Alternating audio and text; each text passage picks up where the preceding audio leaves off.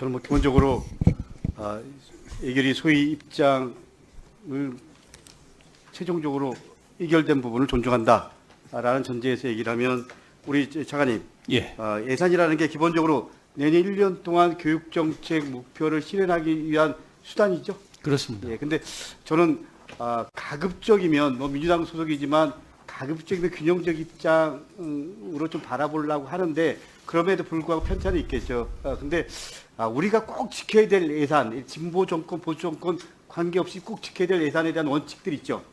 예. 예, 근데 또 예를 들면 상대적으로 보수 정권이 추구하는 이 정책 목표가 있으면 그 정책 목표를 이뤄내기 위한 이 툴로 예를 들면 예산이 있어야 된다. 뭐 이런 부분들을 좀 인정합니다. 그렇기 때문에 예산 편성권을 정부에 준 거고 예산 심의권을 입법부에 준 거 아닙니까, 그죠? 예. 근데 그 전제에서 보면 저는 유경현님이 얘기한 동북아 역사재단 이런 부분들은 우리가 좀 지켜야 될 거 아닌가라는 생각을 하고요. R&D 사업 같은 경우 좀 우리가 이 정권과 상관없이 지켜야 될 거 아닙니까? 보수 진영이 정권을 잡을 때도 또 민주 진영이 정권을 잡을 때도 그런 부분에 대한 나름대로 원칙은 있었던 것 같습니다. 그런 부분에 대한 아쉬움이 있습니다. 그리고 우리 글로컬 사업 관련해서도 저는 유경 위원장님, 전 위원장님 말씀하셨지만 사실 이 부분은 이 사업비가 국립대 육성 사업이랑 지방대 활성화 사업 인센티브 40%를 이 예산으로 돌린 거죠. 그걸 활용을 해서 그런 예. 거죠. 예. 근데 이 정도 사업이면 좀 첫째는 충분한 사회적 의견 수렴 과정이 있어야 됐고, 그리고 또 이 부분에 대한 법적 근거에 대한 좀 고민이 있어야 됐고, 세 번째는 예를 들면 그러면 40% 그러면 내년에도 이 40%가 그대로 그냥 글로컬 대학으로 간다라는 거 아닙니까? 예. 그런 거잖아요.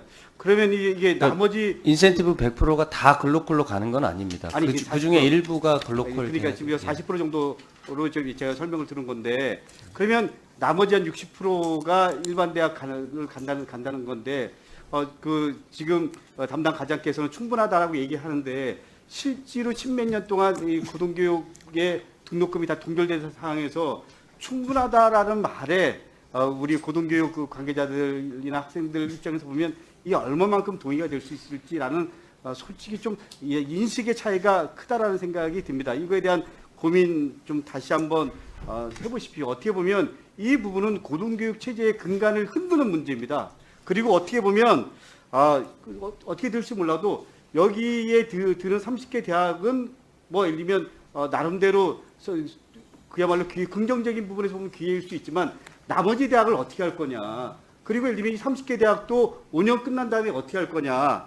이런 고민들 속에서 보면 내가 보기에는 이 정책이 과연 예를 들면 이 다음에 어떻게 평가될지 이런 부분에 대한 좀 고민들이 있습니다. 아마 우리 이조 장관이나 우리 장 차관께서도 이 부분에 대한 좀 더 큰 틀의 고민들이 필요할 거라고 생각합니다. 어떻게 생각하십니까? 예, 저희가 글로컬 대학 사업을 할 때부터도 지금 지적해 주신 점들이 많이 고민이 됐었습니다. 그래서 저희가 글로컬 대학이 30개를 살리고 나머지는 다 죽인다는 개념이 아니고요. 아니 그러니까 예. 긍정적인 부분만 생각하지 말고요. 예. 어떻게 보면 국공립대 포함해서 지방사립대의 생태계의 근본적 변화를 가져올 수밖에 없는 거잖아요. 예. 이 부분에 대한 좀 더 전략적 고민들이 있어야 된다라고 생각을 하고요.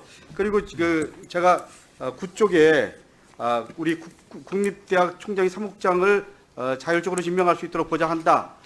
여기 수정안에 보면 국립대 사무국장 문제에 있어서 대학 총장에게 자율권을 주어 모든 사람이 공무 단위권이 보장될 수 있도록 한다라는 부분에서 동의하신 겁니까?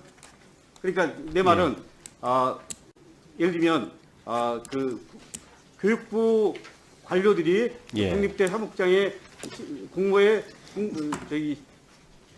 응모한다. 예. 그랬을 때 응모할 수 있는 조건들이 주어지는 겁니까?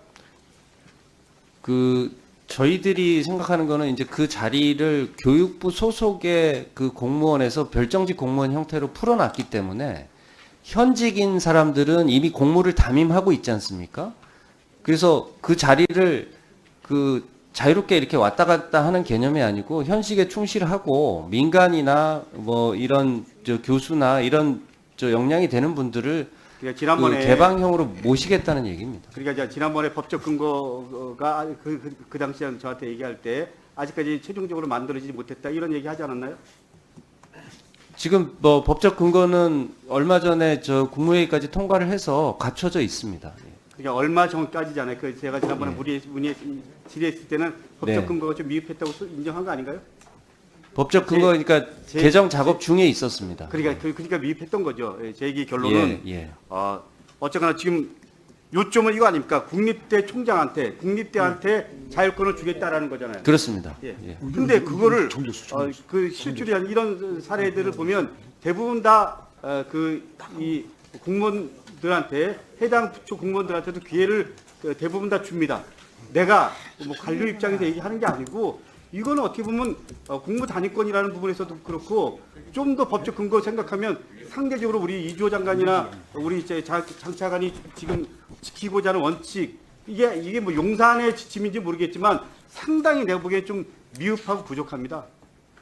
다시 한번 좀 고민해 주십시오. 예, 알겠습니다. 그러니까 물론 예를 들면 우리 장관이나 차관은 정무직이기 때문에 용산의 지침 이런 부분에 대해서 자유로울 수 없죠. 그러나 적어도 예를 들면 그 부분도 법률적 근거 이런 부분에 대한 원칙들이 먼저 선행돼야 되는 거 아닌가요? 예, 저희들이 그 살펴보고 제도 개선을 하긴 했지만 다시 한번 살펴보도록 하겠습니다. 다시 한번 예. 그리고 적어도 예를 들면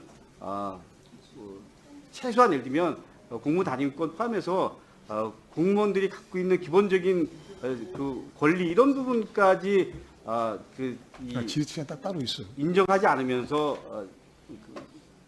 뭐 용산 입장 뭐 이런 표현 쓰면 좀 그렇지만 그런 건 맞지 않다고 생각합니다. 그게 기본적으로 예를 들면 공무원들이 갖고 있는 직업 공무원 제도 인정해야 되는 거 아닌가요? 그러니까 저 의원님 조금 그 견해 이게 그 자리를 바라보는 시각이 틀린데 그게 원래 공무원이었다가 그 자리 자체가 이제 공무원이 아닌 자리로 바뀐 상황이기 근데 때문에 그렇게 말씀을 하면 예. 여태까지 예를 들면 대학교에 사무국장을 보낸 것 자체가 다 예를 들면 문제가 있었다라는 걸 스스로가 인정하는 거 아닙니까? 나는 그러니까 문제점이 인식됐기 때문에 이번에 자율성을 강화하는 차원에서 제도 개선을 한 근데 겁니다. 제가 개인적으로 만난 총장분들은 그렇게 얘기하지 않습니다. 이건 자, 예, 자, 자. 이상입니다. 예.